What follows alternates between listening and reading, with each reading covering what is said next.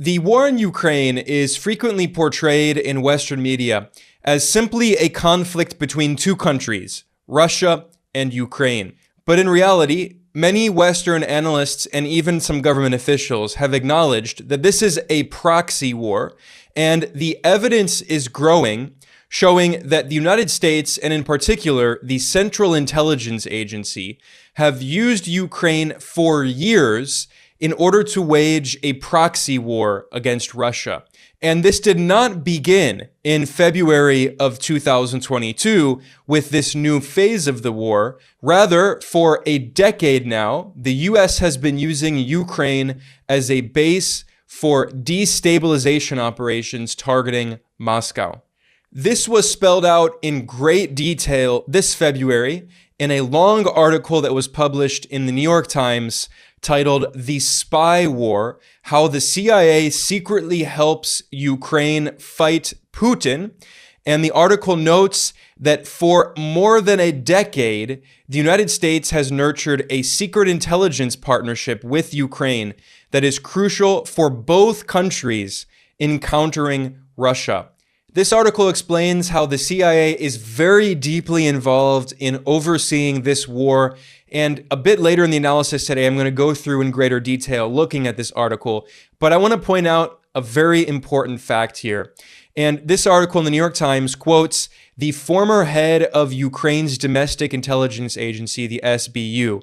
And he said in this article that without the CIA, without the help of the US government and the CIA, quote, there would have been no way for us to resist the Russians or to beat them. So this is a top Ukrainian official acknowledging that without US support, without the CIA, Ukraine would not be able to wage this war with Russia.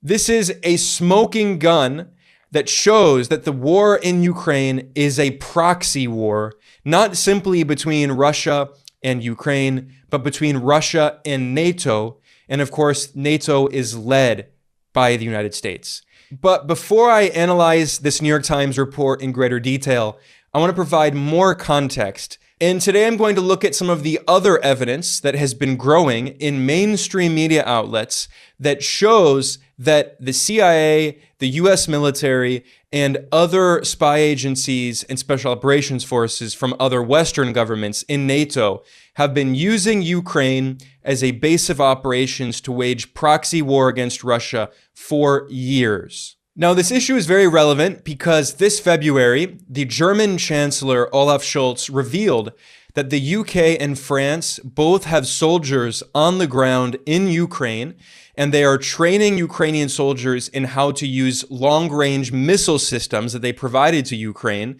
In response to this revelation by the German Chancellor, Russia released audio recordings in which German military officials admit that British and French soldiers are on the ground in Ukraine. And this is the Guardian newspaper, the mainstream newspaper in Britain, reporting on this. And it notes that Germany confirmed the recording as authentic. And in the recording, you can hear the head of the German Air Force, the Luftwaffe, who discusses how Berlin's long-range Taurus missiles could be used to try to blow up the bridge connecting Russia and Crimea. And this German military officer describes how Britain works with Ukraine on deploying Storm Shadow missiles against targets up to 150 miles behind Russian lines. So those revelations are very important, but they were not the first revelations. In fact, we've had a series of reports for 2 years now showing Western government direct involvement in the proxy war in Ukraine. In June 2022, just a few months into this new phase of the war, the New York Times published an article titled "Commando Network Coordinates Flow of Weapons in Ukraine." It reveals that multiple Western governments had special operations forces inside Ukraine. Furthermore, CIA personnel continued to operate in the country, directing the massive amounts of intelligence the US is sharing with Ukrainian forces. They are there along with not only US Special Operations Forces, but also commandos from other NATO countries, including Britain, France, Canada, and Lithuania. And the New York Times said that they are training and advising Ukrainian troops and providing an on-the-ground conduit for weapons and other aid. Then in 2023, the BBC, British state media, reported further evidence that showed that Western Special Operations Forces were on the ground in Ukraine. They said that these included Special Operations Forces from the UK, the US, France, Latvia, and the Netherlands. Also in 2023, ABC News reported that the US military had Special Operations Forces working in the US Embassy in Ukraine. I'm reading here from ABC News, quote, "A small US military special operations team has been based at the US Embassy in Kiev since early in the war in Ukraine." And this shows, by the way, when the US talks about diplomacy, what's actually happening is that the US uses its embassy for operations to destabilize foreign governments using the military and the CIA, as we will see a bit later here when I look at the New York Times report. But before I do that, I want to briefly look at two other reports published by Yahoo News by a journalist, Zach Dorfman, who's very close to US spy agencies. Many of these journalists, they're friendly with US spy agencies who give them these stories. These are known as controlled leaks or managed leaks, where these spy agencies use the media as a conduit for their own propaganda war. Now, this article is interesting because it was published in January 2022, before Russia sent any troops in to Ukraine, which was in February 2022. So a month before, Yahoo News published this article titled, "CIA-trained Ukrainian paramilitaries may take central role if Russia invades." I'm reading from the article, quote, "The CIA is overseeing a secret intensive training program in the US for elite Ukrainian special operations forces and other intelligence personnel. The program started in 2015 and is based at an undisclosed facility in the southern US. I repeat, this operation began in 2015. And then after Russia invaded, in March 2022, Yahoo News published a follow-up article titled, "Secret CIA Training Program in Ukraine Helped Kiev Prepare for Russian Invasion." And it notes that the CIA created a covert training program run from Ukraine's eastern front lines. This is in the separatist areas, the ethnic Russian areas inside Ukraine, the Donbass. And this article notes that the CIA operation began soon after the Ukrainian government was overthrown in 2014. They don't mention that it was a US-backed coup that overthrew Ukraine's democratically elected, geopolitically neutral president, Viktor Yanukovych. So soon after the neutral government was overthrown in Ukraine and a pro-Western regime was installed, the CIA initiated this operation, and the US military helped to run a long-standing, publicly acknowledged training program for Ukrainian troops. Now, CIA paramilitaries first traveled to eastern Ukraine in the aftermath of 2014 of this coup, and then the Russian move into Crimea, which historically had been part of Russia and was only transferred to Ukraine as a bureaucratic move when both Ukraine and Russia were part of the same country, the Soviet Union. Now, in this article, it notes that the CIA, after this 2014 coup, was sent to train Ukrainian Special Operations Forces personnel in their fight against the Russian military and separatist allies in the Donbass. So the CIA was helping to train Ukrainians in their fight against fellow Ukrainians, ethnic Russian Ukrainians in the east of the country, going back to 2014. So what I'm really emphasizing here is that the United States has been involved from very early on in this conflict, exacerbating it, pushing for proxy war on Russia. And for decades, US diplomats, US politicians have known that they could cause a civil war in Ukraine that could lead to a Russian invasion.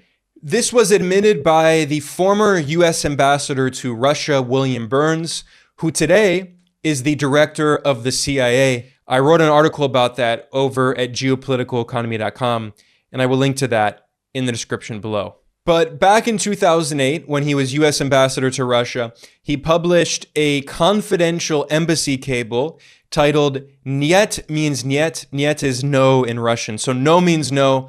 Russia's NATO enlargement red lines. We only have this document thanks to WikiLeaks, whose founder, Julian Assange, is being tortured in a British prison, according to the UN expert on torture, and is facing being imprisoned in the United States for the rest of his life for the so-called crime of doing journalism.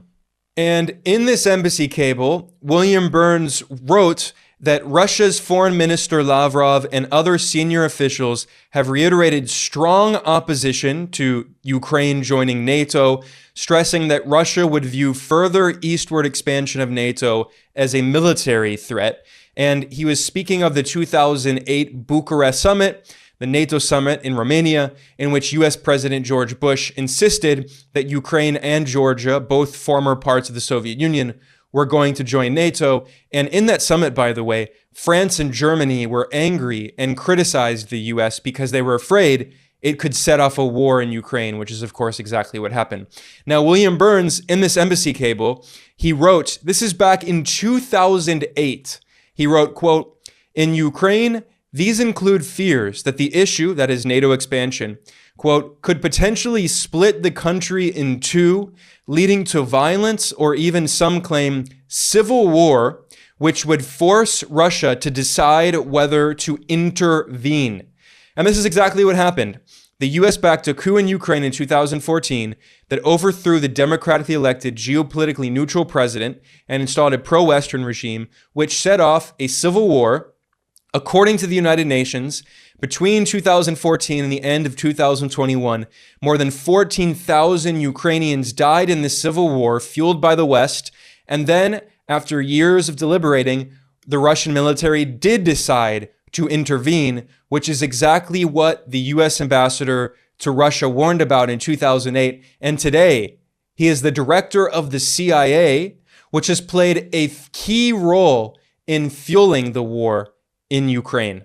So this brings me back to the article with which I started today's analysis, published in the New York Times this February, titled "The Spy War: How the CIA Secretly Helps Ukraine Fight Putin." There is a lot of very important information here that I'm going to go through because it provides a better understanding of this war. And we can see very clearly that this is a US proxy war in Ukraine against Russia. It is not simply a war between Russia and Ukraine. It is a proxy war between Russia and NATO. Now, I'll start pointing out that this article is by two journalists who are very friendly to the CIA, Adam Antus and Michael Schwartz. They're both anti-Russia hawks, and they have a long history of writing articles in the New York Times and other media outlets that are very sympathetic to US spy agencies. And this is how the media works. You get these journalists that make friendships and build contacts in spy agencies, and then the CIA and other US government agencies give them information in these controlled leaks, these managed leaks. And it's part of how the CIA uses the media as what a former CIA operative referred to as a mighty Wurlitzer. That is, the CIA plays the media like a musical instrument and uses the media to spread this information that makes it look good, but also is part of psychological warfare and information warfare against Russia. And of course, the New York Times in particular is very closely allied with the CIA and has been used for many years to spread disinformation, of course, going back to the illegal US invasion of Iraq in 2003, in which the New York Times spread the lies that originated with the CIA, claiming that Iraq had weapons of mass destruction.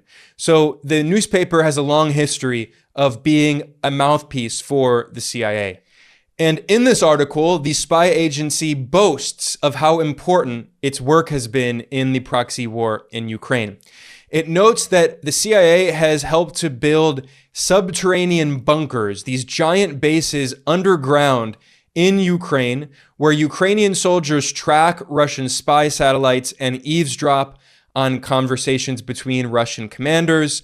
these underground bunkers that were partially built and financed and equipped by the CIA are the secret nerve center of Ukraine's military. And this article describes the intelligence partnership between Washington and Kiev as the linchpin of Ukraine's ability to fight this war, noting that the CIA and other American intelligence agencies provide intelligence for targeted missile strikes. They track Russian troop movements and help support spy networks. So a few important details to keep in mind here. The CIA is not only helping to spy on Russia, but specifically, it is helping for targeted missile strikes to kill Russian soldiers and to track Russian troop movements to attack Russian troops. The US is directly involved in the war and in killing Russians. And this article notes that the CIA operations took root a decade ago, years before Russia sent troops into Ukraine. And it was under 3 US presidents. So, of course, that is Barack Obama, Donald Trump, and Joe Biden. This is a bipartisan operation. Now, the New York Times article reveals that this is part of a CIA-supported network of spy bases constructed in the past 8 years. So this goes back to 2016, and it includes 12 secret locations along the Russian border with Ukraine.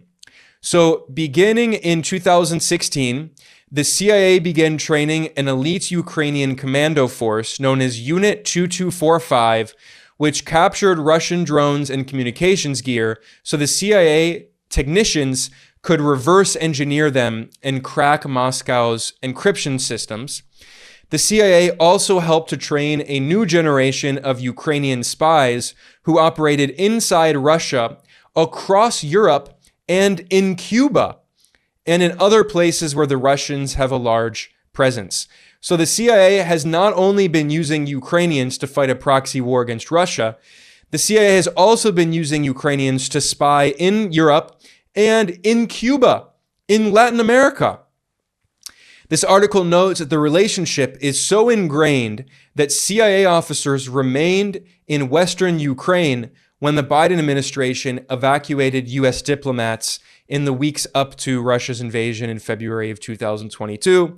And this article in the New York Times has this smoking gun quote that I mentioned earlier, and I need to repeat it because it's so important, in which the former head of Ukraine's domestic intelligence agency, the SBU, says that without the CIA, without the US government, quote, there would have been no way for us to resist the Russians. Now, there's also, the New York Times included photos of dead Russian soldiers in this article. I mean, again, the New York Times is an extension of the US government and is very friendly to the CIA. Now, this article reveals that the CIA turned Ukraine into an intelligence gathering hub that intercepted more Russian communications than the CIA station in Kiev could initially handle. And it also notes that CIA Director William Burns has visited Ukraine 10 times in the past 2 years to reassure Ukrainian leaders. And of course, the role of Mr. Burns here, if you will, is quite insidious because, as I discussed earlier, he was the US ambassador to Russia who famously wrote the 2008 embassy cable warning that NATO expansion into Ukraine would set off a civil war leading to Russian military intervention. And I have the link to that embassy cable linked in the description below. But getting back to this report in the New York Times, it notes that in 2021, Russian President Putin met with the head of one of Russia's main spy services, who told him that the CIA and Britain's spy agency MI6 were controlling Ukraine and turning it into a beachhead for operations against Moscow. Now, what's funny about this article in the New York Times is that they portray this as an example of Putin being paranoid and Russian spy agencies being paranoid and saying that the CIA has turned Ukraine into a beachhead for anti-Russia operations. But what's hilarious is the rest of the article is proving exactly that. The rest of the article is the CIA boasting through to loyal allies in the media of how they turned Ukraine into a beachhead for operations against Moscow, which is exactly what Russia's intelligence agencies were telling Putin. So it's correct. Now, later in this article, it notes that the former head of Ukraine's military intelligence started having regular meetings with the CIA in 2015. And before long, starting in 2015, teams of CIA officers were regularly leaving his office with backpacks full of documents on Russian intelligence, information about Russia, that is.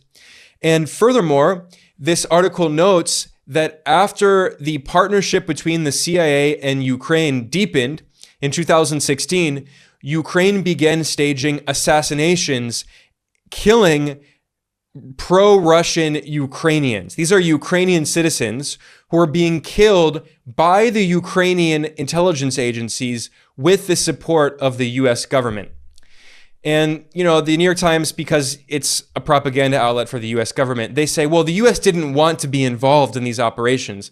But as this article shows later on, the CIA was very aware of the fact that the operations that it was carrying out, the training that it was giving to Ukrainian forces had dual purpose and could be used for lethal operations. And they continued doing it because they actually didn't care. They actually supported the lethal operations, the assassinations, that is. Now, another crucial detail in this article is that the US Embassy in Kiev was being used by the CIA for operations in Ukraine. And this is more evidence of exactly what I was saying earlier when I looked at the report in ABC News that revealed that the US military had special operations forces operating out of the US Embassy in Ukraine. It shows that US embassies are not normal embassies used for diplomacy. Around the world, the US uses its embassies for destabilization operations to meddle in the internal affairs of foreign governments, which is why in Latin America, there has long been for decades a joke that I've heard many times. People say, why has there never been a coup in the United States? And they say, because there's no US embassy in the US. So getting back to this New York Times article, it reveals that U.S. destabilization operations targeting Russia go back to 2014 when the democratically elected president, Viktor Yanukovych, was overthrown and fled. And the New York Times notes, quote, a pro-Western government quickly took power. Now, what the New York Times does not acknowledge is that the U.S. backed a coup in Ukraine in 2014 that overthrew the elected president, Yanukovych. This was revealed in a leaked phone recording in 2014 in which the former top U.S. State Department official, Victoria Nuland, can be heard speaking with the former U.S. ambassador to Ukraine, Jeffrey Piat, who is now the Undersecretary for Energy Affairs in the State Department under Biden. In this leaked recording from 2014, you can hear these important U.S. officials discussing who the leaders of the Ukrainian government would be after the US-backed coup in 2014. What do you think? I think we're in play. Good. So I don't think Kleach should go into the government. I don't think it's necessary. I don't think it's a good idea. I think Yats is the guy who's got the economic experience, the governing experience. He's the guy, what he needs is Kleach and Tony Book on the outside. He needs to be talking to them 4 times a week. Yeah, no, I think that's right. Okay. Good. Well, do you want us to try to set up a call with him as the next step? Now, of course, the New York Times is a propaganda mouthpiece for the U.S. government, and articles like this are very clearly approved by U.S. spy agencies before they're published because they have sensitive information that is leaked to them by the spy agencies. And the New York Times has acknowledged, by the way, in the past that for sensitive articles, it allows the U.S. government to review them to make sure it doesn't challenge U.S. national security in any way. So, of course, this article in the New York Times does not mention the U.S.-backed coup in 2014, but it shows that these U.S. destabilization operations targeting Russia go back a decade and actually even further, but in terms of the most recent operations. Now, this article also reveals that in 2014, right after the US-backed coup in Ukraine, an unmarked US government plane touched down at an airport in Kiev carrying John Brennan, the CIA director. This is an incredible revelation. After the US-backed coup in Ukraine overthrew the elected president and installed a pro-Western regime, the CIA director took a secret trip to Kiev on an unmarked plane. And the article notes that actually these operations go back many decades, and following the overthrow of the Soviet Union in 1991 and Ukraine's independence, there were competing forces, political forces in Ukraine, and the US was trying to recruit the forces that wanted to align with the West against Russia. So this goes back to 1991 and even before, when the CIA was involved in supporting the separatist forces inside the Soviet Union to successfully overthrow the Soviet Union. Now, this article also reveals that the CIA was helping to train a Ukrainian paramilitary unit that was deployed behind enemy lines to conduct operations and gather intelligence. And it quotes the Ukrainian Military Intelligence Agency, the HUR, and it notes that the HUR had authority to collect intelligence outside of Ukraine, including in Russia. So the CIA was involved for a decade now in helping Ukraine to carry out operations inside Russian territory, not only inside the Donbass in the eastern separatist regions of Ukraine. Now, later in this report, the New York Times reveals that the CIA operation in Ukraine was called Operation Goldfish, and it reveals that the CIA used money and equipment to build these underground bunkers in Ukraine.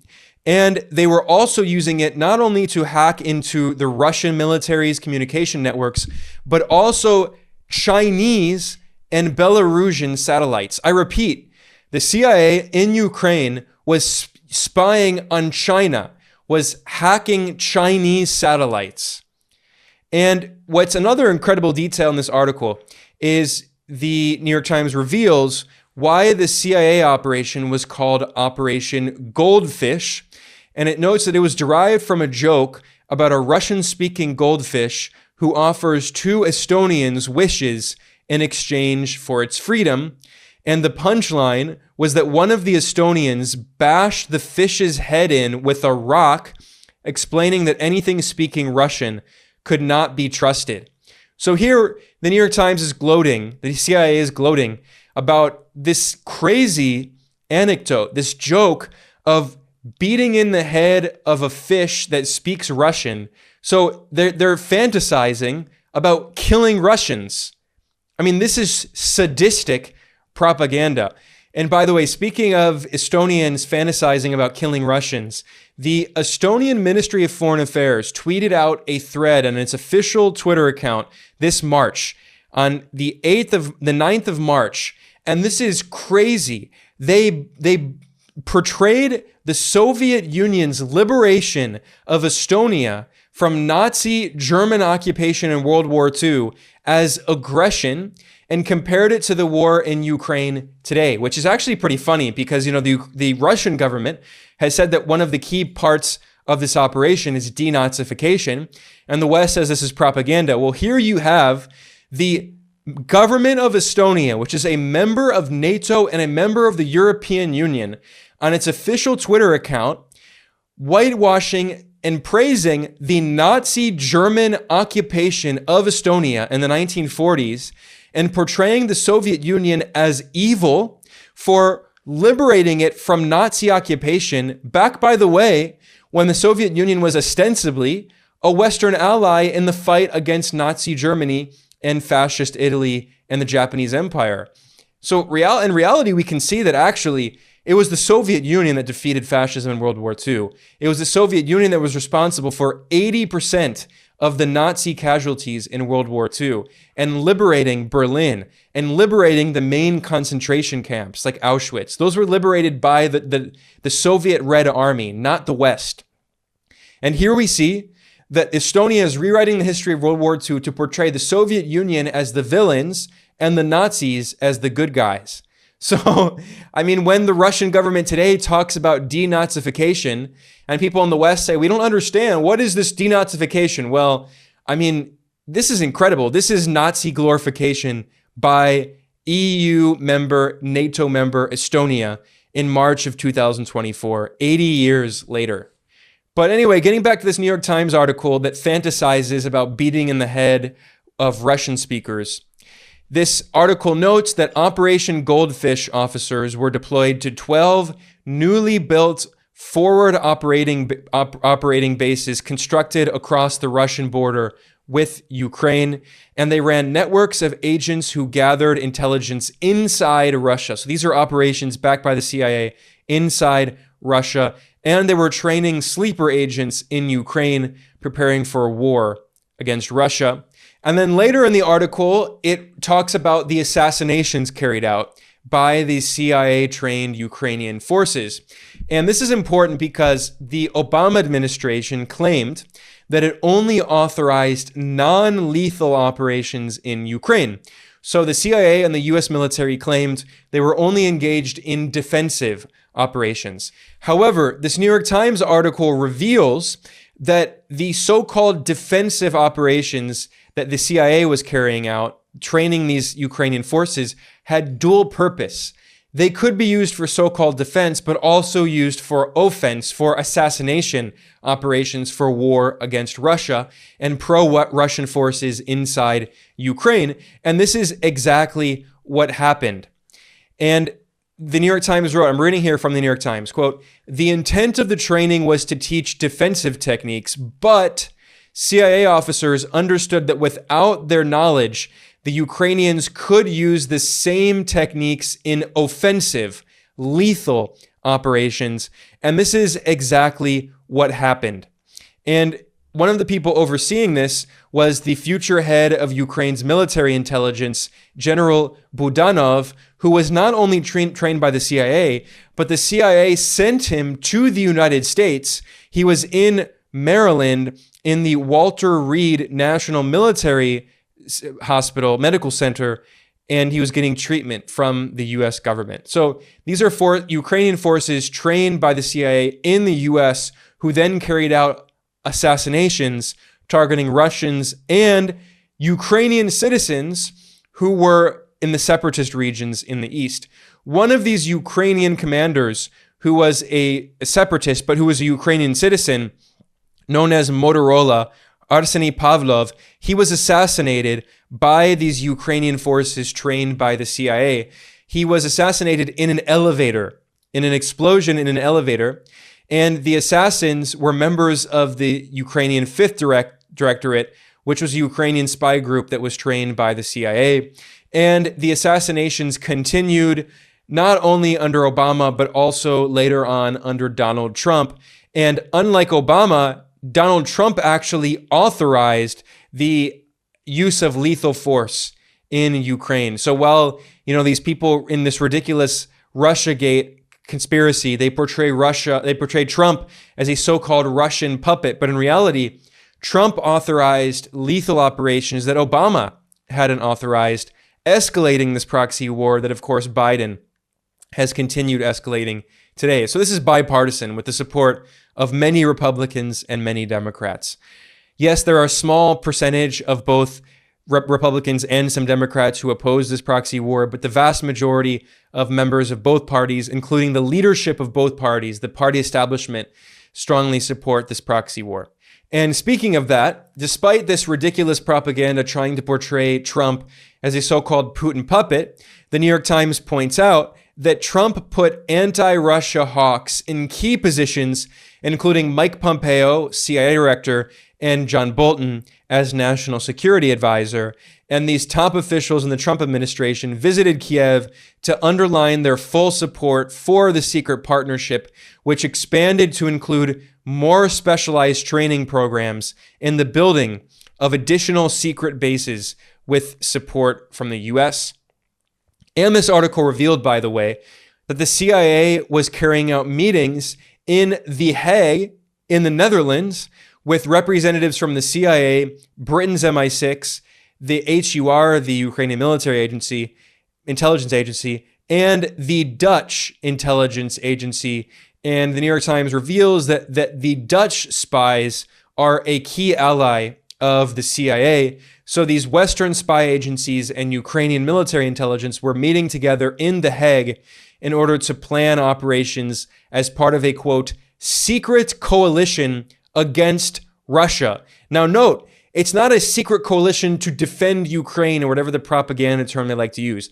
It is a, quote, secret coalition against Russia. They were preparing for a war with Russia. It has all been a proxy war against Russia for years.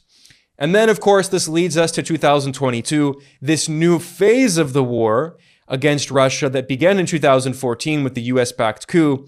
And then with this new phase in 2022, the Biden administration authorized spy agencies to provide intelligence support for lethal operations against Russian forces. And now the CIA and special operations forces from the US, the UK, France, Latvia, and the Netherlands have been on the ground in Ukraine helping to kill Russians. And the New York Times article notes that CIA officers were deployed to Ukrainian bases, and the CIA reviews lists of Russian targets that the Ukrainians are preparing to strike. So the CIA is directly involved not only in spying, but in killing Russians, directing this war, this proxy war between NATO and Russia in Ukrainian territory. Those are the most important details that I wanted to analyze today and provide further context. That's why here at Geopolitical Economy Report, I try to synthesize all this information in one place so you can actually understand what's going on, so you can read between the lines of this media reporting. Because again, as I've said, the New York Times is pushing a particular agenda. They are reflecting the interests of the CIA. So I'm trying to provide a more critical perspective here, an analytical lens, so we can actually understand what's going on in this proxy war between NATO and Russia in Ukraine that is being led by the United States, overseen by the CIA. On that note, I'm going to conclude. I'm Ben Norton, the editor-in-chief of Geopolitical Economy Report. Please like and subscribe to this, and please share it to help to promote it in the algorithm. I want to thank everyone for joining me today. I will see you next time.